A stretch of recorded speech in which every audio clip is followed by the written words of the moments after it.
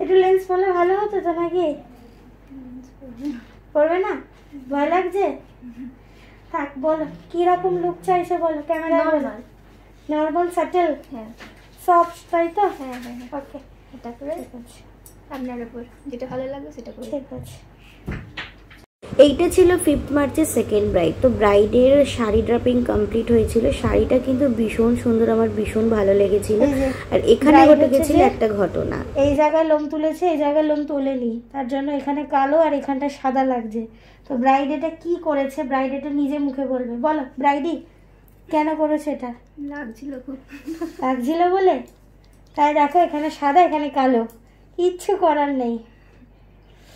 তো আর তো কিছু করার ছিল না, তার উপরেই আমি বেসটা বসিয়েছিলাম। খুব সুন্দরভাবে বেস বসেছিল, আলাদা করে কিছু বোঝা যাচ্ছিল না কন্ট্যুরিং ব্লাশ অন হওয়ার পরে।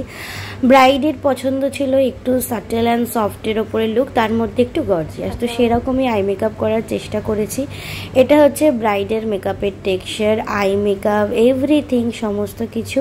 এবং হেয়ারে ক্রিম্পিংটাও হয়েছিল, হেয়ার স্টাইলটা বাকি ছিল, সমস্ত জুয়েলারি ড্রাপিং হয়ে গিয়েছিল। ফাইনাল লুকটা তোমাদের কেমন লাগলো অবশ্যই জানিও। তো চলো এখনকার মতো টাটা, বাই। তারপরে কিছু ফটো শেয়ার করে দিলাম। এখানে মেকআপটা কতটা ফ্ললেস হচ্ছিল সেটা তোমরা আশা করি বুঝতেই পারছো। এবং হচ্ছে গিয়ে ফাইনাল লুক হয়ে যাবার পরে, হেয়ার স্টাইল হয়ে যাবার পরে, এই হচ্ছে হেয়ার স্টাইল। তো ফাইনাল লুকটা তোমাদের কেমন লাগলো অবশ্যই জানিও, তার সাথে রিভিউটাও তোমাদের সাথে শেয়ার করলাম। তো চলো টাটা, বাই।